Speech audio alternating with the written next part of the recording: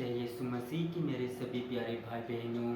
तो आज हम प्रभु यीशु मसीह के बारे में जानेंगे, जो कि प्रभु यीशु ने अपने जीवन में सबसे पहले जो चिन्ह चमत्कार किया था, उस चिन्ह चमत्कार के बारे में हम जानेंगे कि आखिर प्रभु यीशु 2000 पूर्व इस पृथ्वी पर था, तब अपना पहला चिन्ह चमत्कार कहाँ पर किया था और कैसे किया था।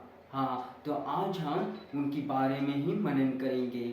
तो आइए हम देख लेते हैं यूहन्ना रचित सुसमाचार में उसका 2 अध्याय और पहली आयत से लेकर 11वीं आयत तक हम देखेंगे कि परमेश्वर प्रभु यीशु ने जो अपना पहला चिन्ह चमत्कार जिस जगह पर किया था, उस जगह का नाम है काना गांव। हाँ, काना गांव में यीशु मसीह ने पहला चिन्ह चमत्कार किया था।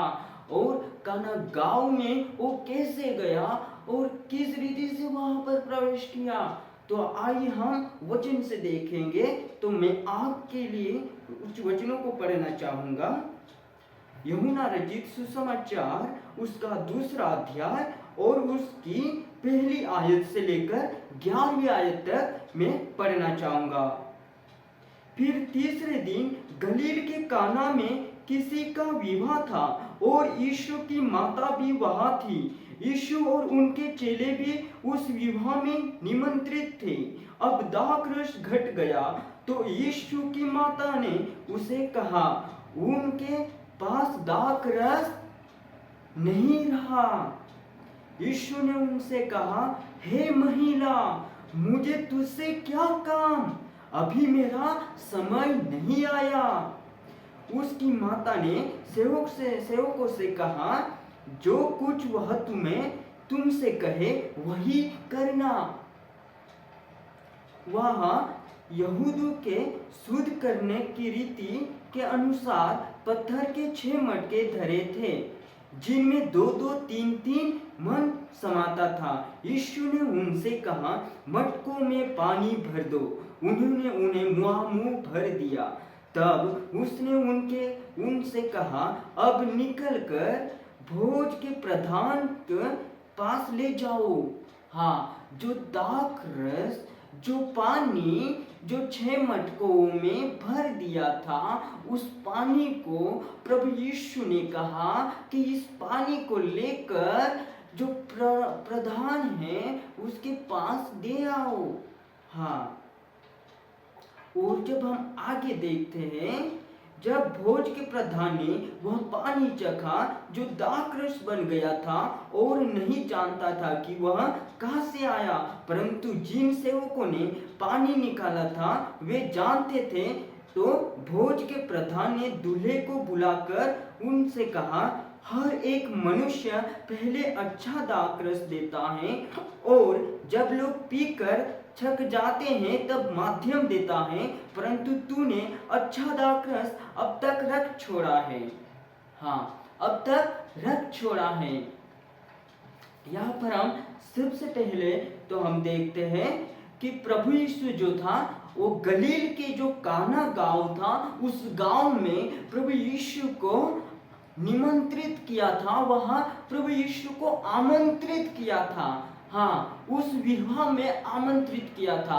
तो हाँ मेरे सभी प्यारे भाई बहनों, तो आज हमें भी प्रभु यीशु को अपने जीवन में आमंत्रित करना है। ये पहली बात को आप ध्यान रखिए कि हमें भी प्रभु यीशु को अपने जीवन में आमंत्रित करना है। चाहे कोई भी काम हो, चाहे कोई भी काम काज हो, चाहे कोई भी कार्य हो, चाहे कोई भी प्रोग्राम हो, हर कार्य में हमें प्रभु यीशु को आमंत्रित करना है। हमारे जीवन में प्रभु यीशु को आमंत्रित करना है। जब उस काना गांव में उस विवाह में प्रभु यीशु को आमंत्रित किया गया था, तो वहां पर हम देखते हैं कि वहां पर जो दाखरस था, वो दाखरस पूरी रीति से घट चुका था। दाखरस कुछ भी नहीं बचा था। और उस जमाने में उस तरह से विवाह 1 और 2 दिन का नहीं हुआ करता था। उस जमाने में जो विवाह हुआ करता था वो 7 दिन लगातार हुआ करता था और उन 7 दिनों में कोई भी चीज की कमी घटी नहीं होनी चाहिए, और जिसके भी यहाँ वो कमी घटी होती थी वह एक शर्मनाक बात है, वह एक लज्जित की बात हो सकती है। हाँ, और उसकी निंदा हो सकती है। लेकिन जब इस विवाह में जब दाखरस घटा, तब प्रभु यीशु को जो पहले आमंत्रित किया था, तो प्रभु यीशु उस जगह पर थे, और जो माँ मरियम प्रभु यीशु से विनती करती है कि हे परमेश्वर के पुत्र, यहाँ पर जो दाखरस है वो अब उनके पास नहीं रहा। हाँ, उनके पास नहीं रहा। तो हमें क्या करना है? हमें भी अपनी बातों को, अपनी जरूरतों को हमें यीशु को बताना है, हमें यीशु के पास अपनी बातों को रखना है, ताकि प्रभु यीशु उनका समाधान करे, उनमें कार्य करे। हाँ, तो हमने देखा कि सबसे पहले हमें हमारे जीवन में प्रभु यीशु को आमंत्रित करना है। जब आप अपने जीवन में प्रभु यीशु को आमंत्रित करोगे तो आपको लज्जित नहीं होना पड़ेगा, आपको शर्मनाक नहीं होना पड़ेगा। हाँ, आपको परमेश्वर उन जगहों में, जिस जगह आप लज्जित महसूस करते हैं, जिस जगह आप लज्जित महसूस करते हैं, उन जगह में परमेश्वर आपको भी ऊंचा करेगा। आपको लज्जित नहीं होना पड़ेगा, क्योंकि यहोवा परमेश्वर का वचन है। प्रभु यीशु अपने वचन में कहता है कि ओ महिला, अभी मेरा समय नहीं आया। वो कौन से समय की बात कर रहा है? क्या उस समय प्रभु यीशु जो था, क्या वो चिन्ह चमत्कार नहीं कर सकता? हाँ, वो उस समय भी चिन्ह चमत्कार कर सकता था, लेकिन सार्वजनिक तौर पर हम देखें तो प्रभु यीशु को जो है वो क्या, जो लोग हैं वो सार्वजनिक में उनको राजा बना बैठा थे, और वो प्रभु यीशु को नहीं पसंद था। हाँ, इसलिए प्रभु यीशु ने कहा कि ओ महिला, अभी मेरा समय नहीं आया है। फिर माँ मरियम ने कहा प्रभु यीशु के चेलों को कि जो कुछ भी वो तुम्हें कहे वही तुम करना। आज ये बड़ी चुनौती की बात है। क्या आज तुम और हम, क्या आज जो प्रभु यीशु ने कहा है, क्या वो आज हम कर रहे हैं? क्या उनकी इच्छा के अनुसार चल रहे हैं? क्या उनके वचनों के अनुसार हम चल रहे हैं? अगर नहीं तो आज ही से हमें एक निर्णय लेना होगा और उन वचनों के अनुसार चलना होगा, प्रभु की बातों को सुनना होगा। जब हम प्रभु की बातों को सुनेंगे, जब प्रभु की इच्छाओं के अनुसार चलेंगे, तो प्रभु यीशु आपके जीवन में भी वो आश्चर्य कर्म करने जा रहा है। यस, वो आश्चर्य कर्म आपके जीवन में भी करेगा, क्योंकि जो कोई भी उनकी बातों को मानता है और सुनता है और उनकी बातों के अनुसार जो चलता है, उसे प्रभु कभी भी लज्जित नहीं होने देता। हाँ मेरे प्यारे भाई बहनों, उन्हें प्रभु कभी भी लज्जित नहीं होने देता। जब यहाँ पर हम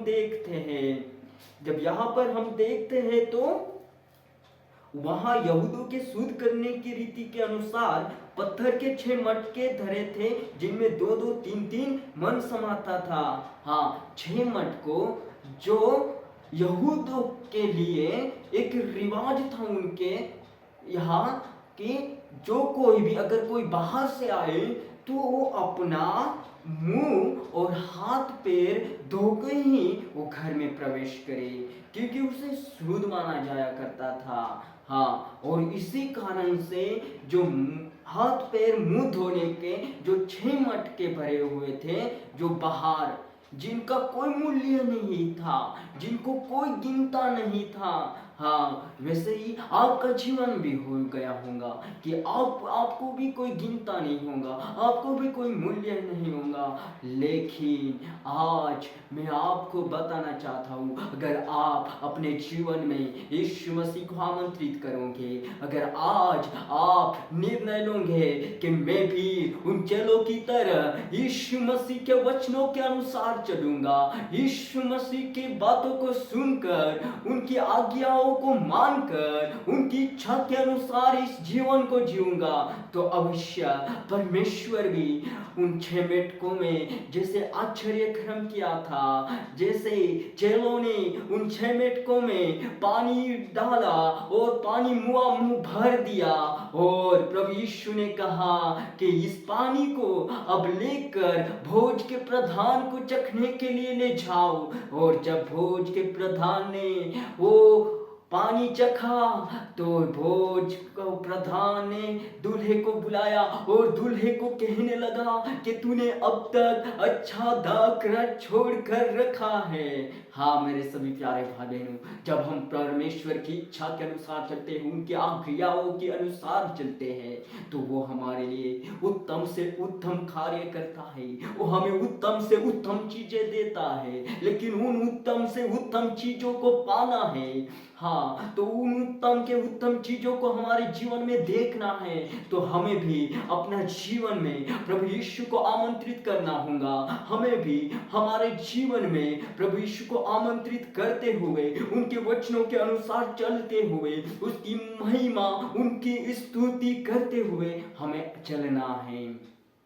तो हम आगे देखते हैं, जब भोज के प्रधान ने वह पानी चखा जो दाखरस बन गया था और नहीं जानता था कि वह कहाँ से आया, परंतु जिन सेवकों ने पानी निकाला था वे जानते थे, तो भोज के प्रधान ने दूल्हे को बुलाकर उनसे कहा, हर एक मनुष्य पहले अच्छा दाखरस देता है और जब पीकर हो जाता है तब वो मध्य देता है, परंतु तूने अच्छा दाखरस अब तक रख छोड़ा है।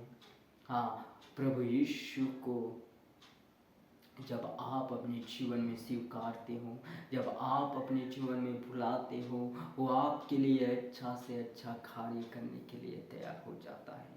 तो हमें याद रखना है, सबसे पहले तो हमें प्रभु यीशु को अपने जीवन में आमंत्रित करना है, और दूसरी बातों को हम देखें तो हमें प्रभु यीशु की आज्ञाओं के अनुसार इस जीवन को जीना है, और हमारी बातों को प्रभु के पास रखना है, और प्रभु की बातें हमें सुनना है और उनके अनुसार चलना है। प्रभु इन वचनों के द्वारा हम सबको आशीष दे। आमीन आमीन।